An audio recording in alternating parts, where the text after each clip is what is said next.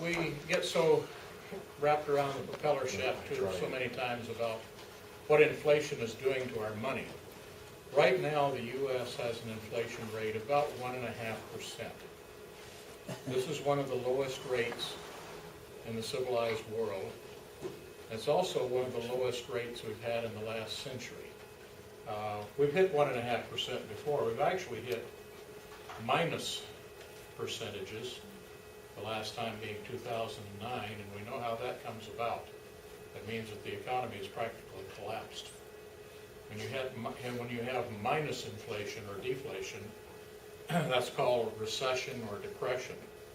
Oh, go away. Oh, great now.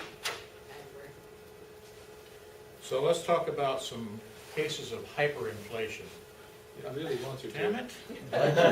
Go away. I really want to upgrade. Well, I haven't had this computer on in quite a while, so it's wanting to upgrade all sorts of things.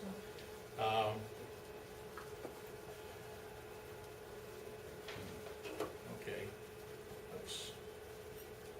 We'll do it.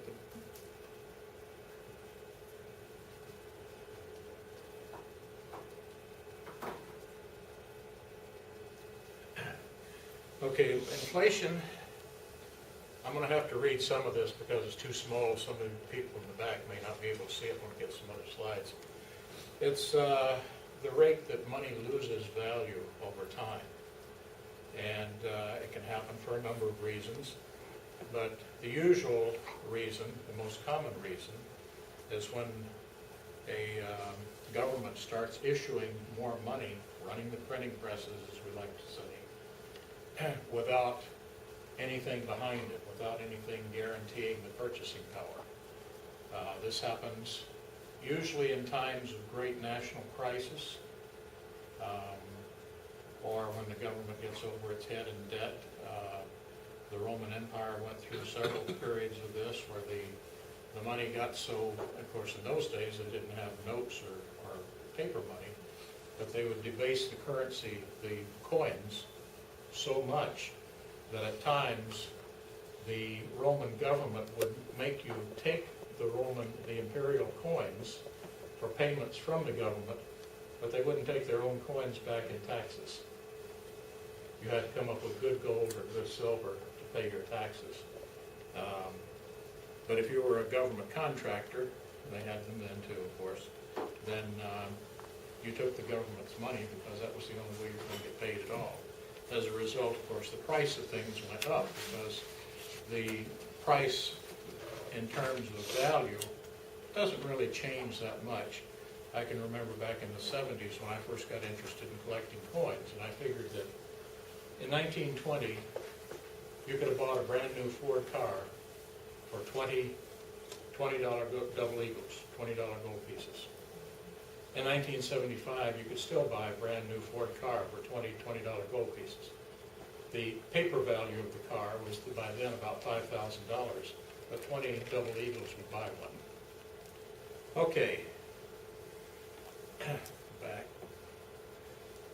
As I said, over the last century, the U.S. has averaged about 3.35% inflation. Up sometimes, down at others. Back in the late 70s, I recall when we were in double-digit inflation, and home mortgage rates were up in the 12, 13, 14% range, and some prices went a lot higher. I think the official rate was 13.5 in 1980, and then it dropped after that. It has gone in low negative numbers, like in 2009. It wound down to minus 1.5%, but that was all right because nobody had any money anyway, so it didn't matter what it was worth. Now some examples of hyperinflation is when the inflation just goes right over the top. The economy has gone off the rails. And one example was at the end of, or toward the end and after the end of World War I in Germany. In 1914, a 10-pfennig coin was made of copper nickel. You could buy half a dozen eggs, or 2.5 pounds of potatoes, and bread was 13 pfennig per pound for a loaf. 1916, the pfennig was now an iron coin. It'd buy 2 eggs, or 1.5 pounds of potatoes, and bread was now 19 pfennig a loaf. Copper and or iron and zinc were used instead of copper nickel because it was a cheaper metal. Iron didn't last very long because it rusted. That's all right.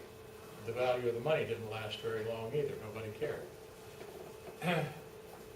In 1919, they had a city, well, the cities were all starting to issue their own coinage because the national coinage wasn't worth anything anyway.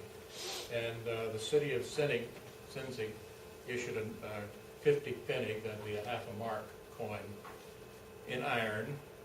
It'd buy a pound of sugar, 4 pounds of potatoes, and bread was now 26 pfennig a pound, or loaf.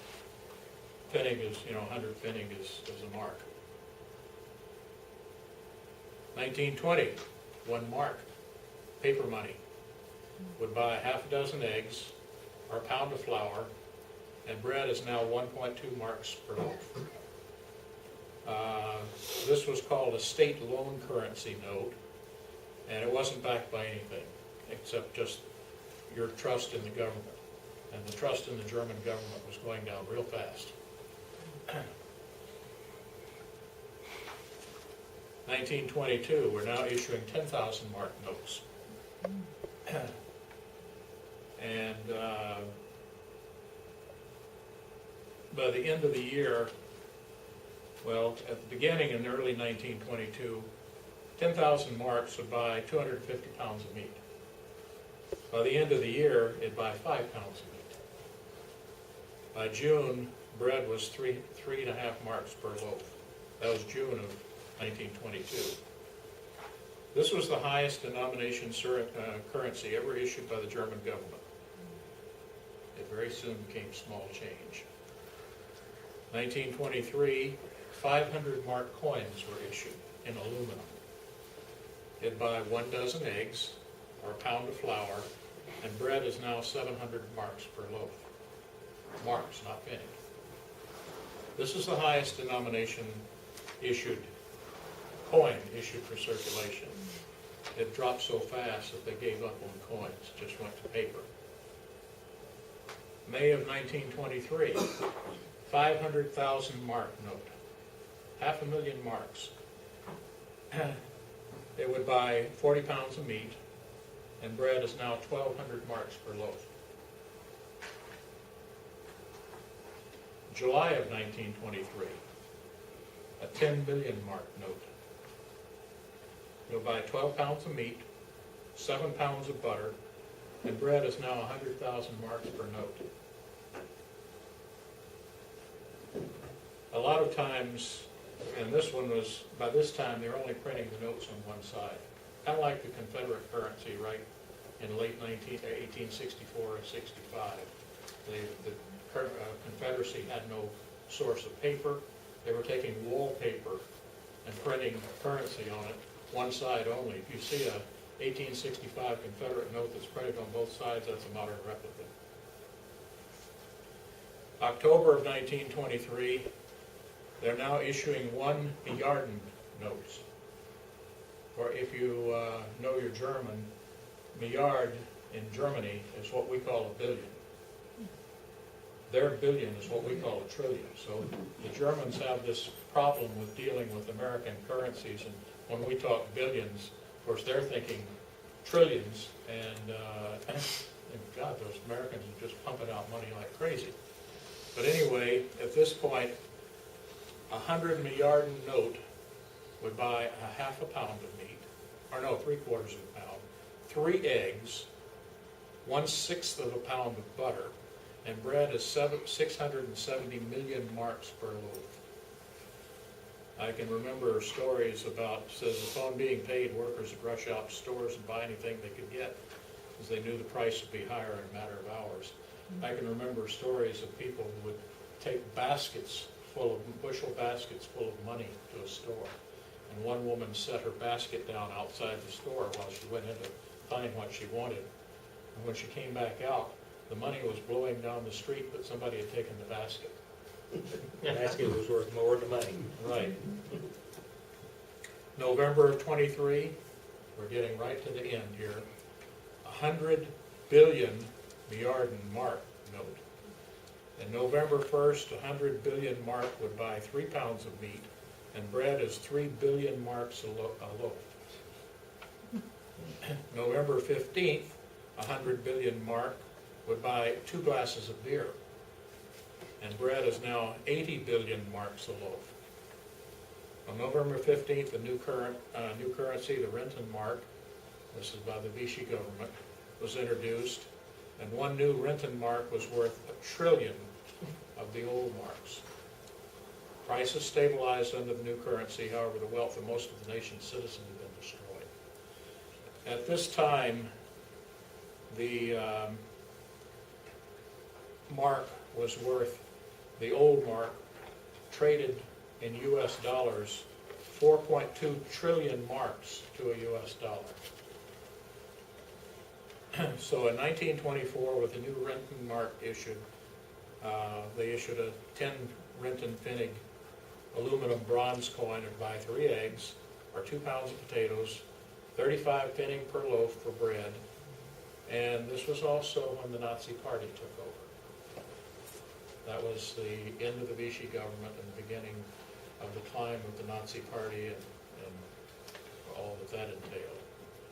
But the exchange rate when the changeover turned was 1 trillion to 1. So 1 trillion old marks was worth 1 new mark, 1 Renton mark.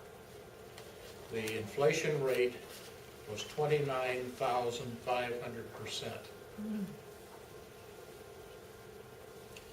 Other examples, there's many of them, and I've just picked a few prime ones. Hungary, 1946, after the end of World War II. The Hungarian pingo lost so much value, the inflation rate reached the point in August of 1946, the forint was introduced as a replacement for the pingo. The rate was 400,000 quadrillion pingo for 1 forint. That was the exchange over. They dropped 29 zeros from the old currency. Inflation peaked in July of 1946 at a monthly rate of 4.19 times 10 to the 16th percent. And they had a 207% daily inflation rate. This picture is of street sweepers sweeping up pingo banknotes after the changeover to forints. It was trash. By the way, those of you, if there are any stamp collectors, and we're talking about the Vichy government and the superinflation of the mark, you'll find stamps that were overprinted. The rate was going up so fast, the post office couldn't keep up, and they'd take earlier issues of stamps and then overprint them. You'd see a 5 mark stamp with an overprint of 5 Milliarden marks. And that might be overprinted with another one because the rate would go up so fast that even the overprint didn't get to the street fast enough. Generally, among stamp collectors, we call that German wallpaper. The notes were also wallpaper. Zimbabwe. Remember good old Zimbabwe and Robert Mugabe? In the time period from 2000 to 2009, before they got rid of the Zimbabwean dollar entirely and started using U.S. currency, there's several countries, by the way, that use U.S. currency. The Sacagawea dollars are in great demand in Ecuador, where they have been nationalized as their currency. That's where the Mint is getting rid of a lot of the surplus Saki dollars that nobody here wants. The Ecuadorians apparently don't realize that the female image on it is not of an Ecuadorian Indian, but an American Indian, North American. Anyway, the prince of inflation was Zimbabwe, 2000-2009. It reached 516 quintillion%. That's a number that, unless you're an astronomer, you don't even deal with that kind of numbers. Literally astronomical. They issued 100 trillion Zimbabwean dollar notes. You can find those online on eBay, and find them at most coin shows. Pick them up, as novelties, about 20 bucks a piece. Just like Iraqi deniers with Saddam's picture on them. Oops, I had some better ones than that. I guess the Zimbabwean was Yugoslavia. I knew there was another one.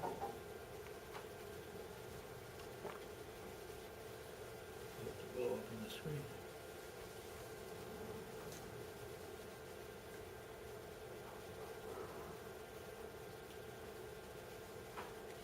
And that's about the rate that it went up, right there. Yeah, just about. Yeah. Yugoslavia, 1989 to 1994, before Yugoslavia dissolved entirely. Had an inflation rate of 313,000,000% and a daily rate of 54.6%. Now here's some notes, Yugoslavian notes. They range in value from 50 million down here at the bottom up to 500 billion up here. This is kind of the complete range of Yugoslavian currency at that time. And they're on eBay. You can get a set of crisp uncirculated ones on eBay. They're averaging about $12 to $15 a set. You can figure out how many Yugoslavian deniers there, but that's a lot of them. The U.S., the highest banknote that the U.S. has ever issued was back in the early in the 20s, and they issued a $100,000 bill. Now they were never circulated. It's not legal to own one. They were issued for transfer of funds between Federal Reserve banks, and there were 7 of them that actually got into circulation. There's a few more were printed. If you go to a coin show and the Bureau of Engraving and Printing has a display set up, they'll show you whole sheets of them, and if you go to the Smithsonian, you can see a few. But they have been demonetized now, so that even if you got one, aside from getting arrested by the Secret Service, they're practically valueless because they can't be traded for currency. But the U.S. stopped issuing anything larger than a $100 bill back in the early 60s. They used to have 500s, 1000s, 5000s, and even 10,000s. The high denominations were generally gold notes. They were good for redemption in gold coin. But since all of the currency except the Federal Reserve notes disappeared after 1965, that's all there is now, is FRNs. But even in the worst of times, the U.S. has never seen even the slightest comparison of inflation that other countries have had. And usually these superinflation, hyperinflation rates occur just before a country totally collapses and ceases to exist. Usually changes form, breaks up, like Yugoslavia did. Or they convert to a hard currency like Ecuador and Zimbabwe and a couple of other countries have made foreign currencies, especially the U.S. dollar, as their national currency. Any questions, comments, discussions? I heard that either in the 60s or 70s that Israel had a real high inflation for a short period of time, like 400% or something a month. Yeah. And that if you got paid and did not stop by the grocery store before you got home, you literally got chastised by your spouse because you could buy less the next morning. Well, Argentina and a couple of other South American countries had something like that. In Argentina, if you went into a restaurant to order a meal, assuming that you could afford such a thing, such a luxury, you negotiated the price of the meal when you sat down at the table, because by the time you finished eating it, it would have changed. Yes, the money got to the point where it almost became an absurdity. Chile had a tremendous inflation back in the 60s and 70s. And the Chilean peso was converted into an escudo at 1,000 to 1. In other words, your escudo, your pesos now were worth, 1,000 pesos were now worth one escudo. 10 years later, the inflation kept climbing, and they reissued the new peso, which was worth 1,000 escudos. So a 1975 peso was worth 1,000,1968 pesos. The French went through a little case of that in the 60s, and the French franc went down so much that eventually they revalued the franc at 100 to 1. Now this worked out fairly conveniently because one old franc became one new centime. So 100 old francs became one new franc.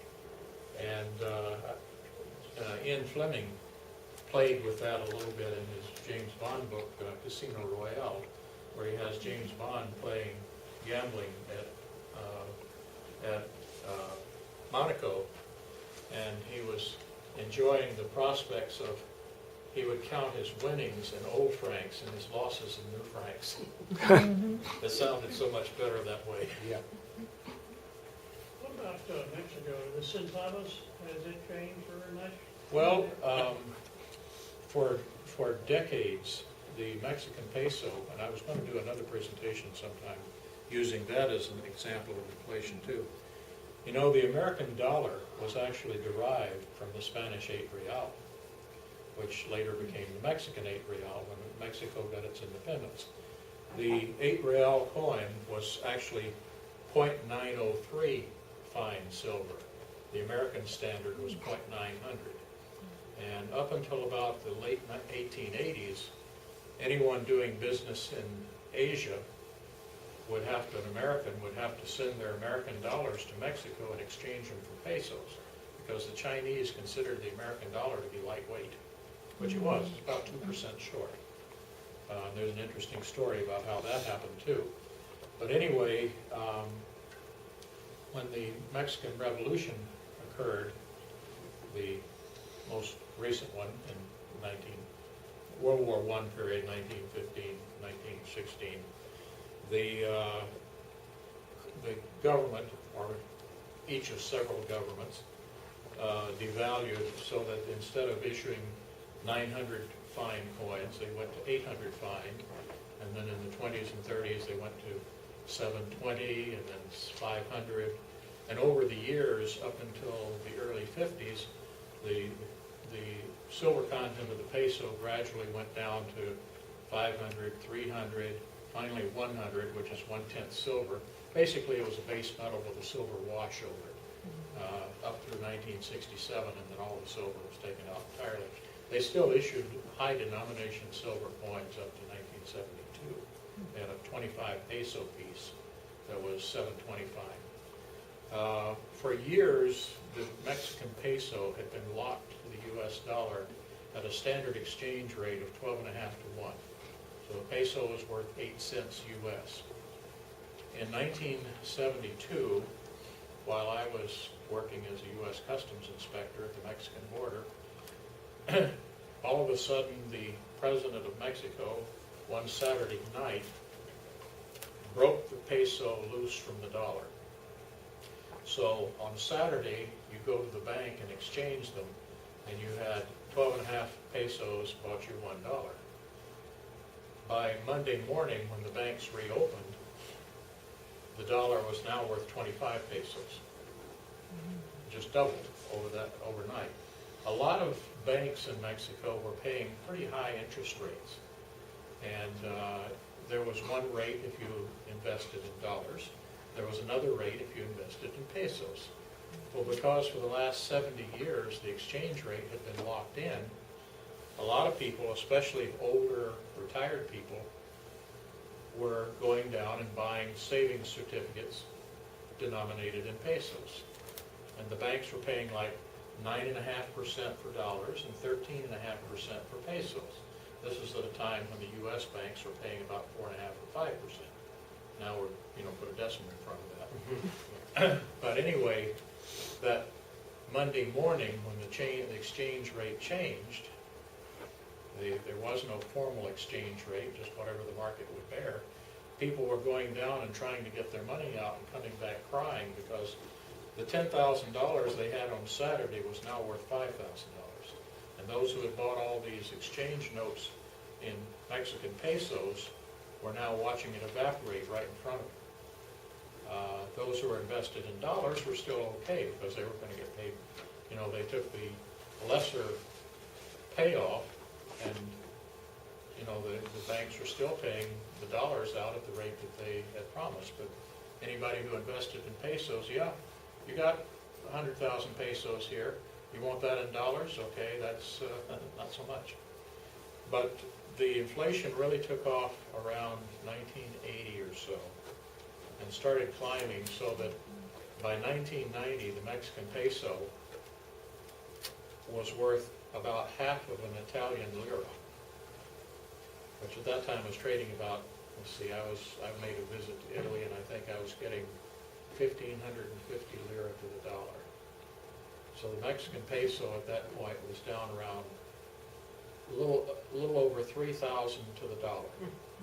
So they reissued a new currency at 100 to 1, or maybe it's 1,000 to 1, I don't recall. Anyway, they tried to get it back to that old 12.5 to 1 relationship to the US dollar without locking it in. And it's gone up and down a bit, but right now the peso is holding fairly steadily right around 12 or 13 to the dollar, which was its historic relationship.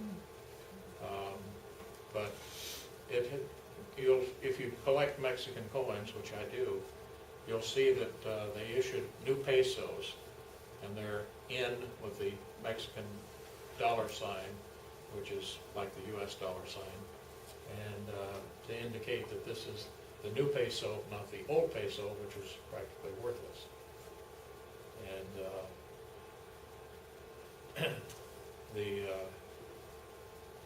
there are several, Panama issued some excellent silver coins, basically on the level of one bolivar equals one US dollar, and their coins were good silver until they stopped issuing.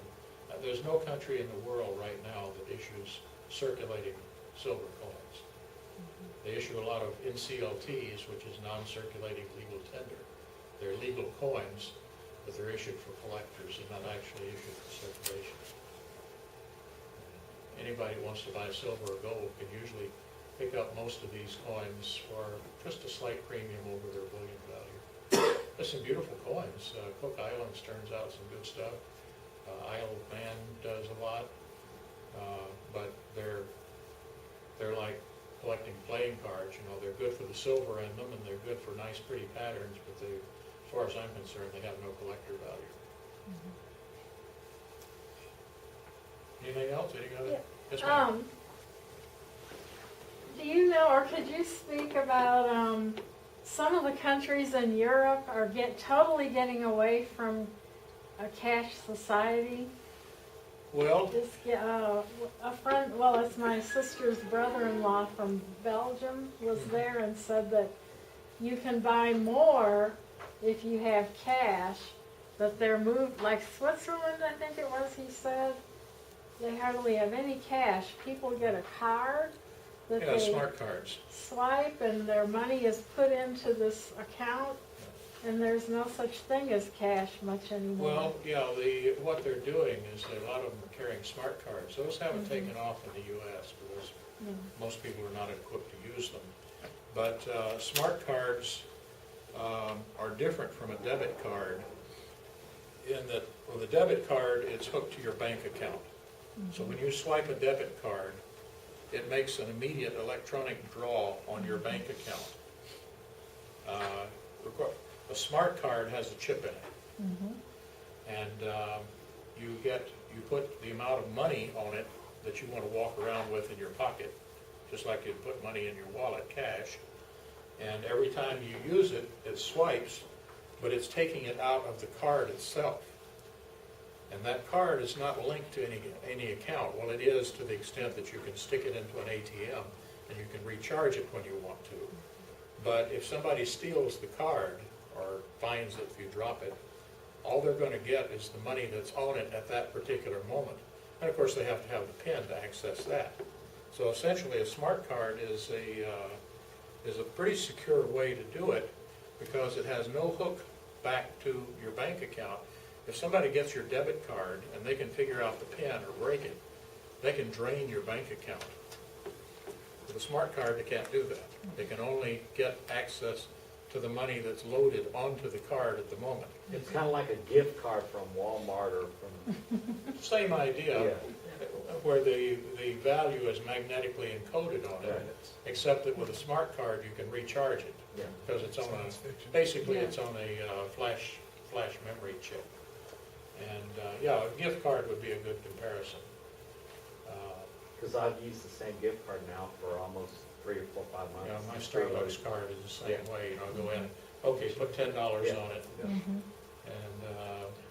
but with a Starbucks card, of course, there's no PIN or anything, you swipe the card and there's the money. And whoever, Same if with you a drop lot it of on the sidewalk, somebody else can pick it up and go use Yeah, it. same with a lot of stores. Same way if I lose it, I lost it. Yeah, if you lose it, you lost whatever's on Yeah. it. Whereas with a smart card, you still lost your money, but nobody else is gonna get any benefit out of it. Yeah. Is there any way to recover it if it's lost? No, it's on the card. You took it out of your bank account, it's like you took cash out of the ATM and stuck it in your wallet. If you lose You your drop wallet, it's $20 gone. bill on the street. Oh, so the card doesn't have any kind of ID number on it that Right. No, you can ask? No. no. So what do you think of Bitcoin? Well, I'm not investing in any. I'm not either. It's an interesting idea, and it has some things going for it, but right now, the cost of a Bitcoin is so high that it's kind of like if you had one of those old $10,000 bills, where are you going to break it? Yeah. In certain governments, in fact, I was watching today talking about Bitcoin, like in Russia and in some countries, they're just not allowing you even to have Bitcoin. Well, I don't know how they can exactly prevent you from having it, but they can prevent you from using it. Yeah. China's that way. Well, Bitcoin originally kind of came about for people who are doing nefarious things on the internet, like Yeah. drug trades, Yeah, it's a illegal it's weapons. it's a means of money laundering, Yeah, and Yeah. essentially. it's just somehow become heading more into mainstream. Yeah, I haven't looked at the technology enough Like when porn Figure stars out become how movie the- actors. how the Bitcoin has integrity, because supposedly, you know, it can only be issued by one particular source, and they have it so that there's only a certain number that can exist, and how they can make, because if it had infinite generation, then it becomes like the currencies we were just discussing here, where the printing press runs and the value goes like that. Instead, the Bitcoin has been going up like Apple computer stocks. And because it's untraceable, therefore, and that's why some countries or governments won't let you use it, because the only people using it are people who don't want to be traced back. They're doing something that's illegal in that country. Yeah, Sometimes illegal in every country. and that's why they're so expensive is, Oh, back to the gift card. I had put $100 on a Sam's Club gift card. I think used $10, so I lost my billfold, but I had the receipt. So I went back there, and apparently the number on the receipt, they were able to look up that card, saw that it was mine, and they reimbursed me the $90 or whatever. So if you get gift cards, hang on to those receipts. Interesting idea. I hadn't never run into that, but I don't know, maybe the smart cards have some sort of an arrangement like that too. But when I've talked to people in Europe that use them, basically they said it's just like putting cash in your pocket. If you lose the cash, you've lost it. Yeah. It's just that nobody else can pick it up and use it. if you go to most grocery stores and look at their gift card displays, you'll see Visa cards and regular credit cards that aren't linked to a particular business. So I'm assuming that's basically the closest to the smart card that we would have. Yeah, except again, it's all embedded in that magnetic strip. One of the disadvantages, of course, is you know what can happen to a magnetic strip. Put it in your cell phone case, and it becomes worthless. Whereas the smart cards have a chip, and that's not affected by magnetic fields or electrical currents, things like that. That happened to me, I kept putting it in, getting close to the magnet on the cell phone case. Luckily, I would always have my receipt, started realizing that that's a possibility, and after I got rid of that case, I never had the problem again. Well, even if you don't have a magnetic, like mine has a magnetic clip holding it shut, but just the cell phone itself Yeah. generates a magnetic field. Yeah, So that, if you have it next to the cell phone, even if you don't have a magnet on Yeah. the case, it can still wipe your card. yeah. So that's something to be aware of, whereas, again, by the way, that can apply to driver's licenses, certain kinds of ID cards. And hotel keys. Yes. Yeah, I've had to get my hotel keys replaced a number of times because I like to typically keep them in I still carry an old palm. I put them in the back of my palm because I've always got this with me. And I guess occasionally the palm, if I turn it on with Bluetooth or the Wi-Fi, it generates a field too that does deleterious things to hotel keys. Anybody else? If so, thank you. Thank you.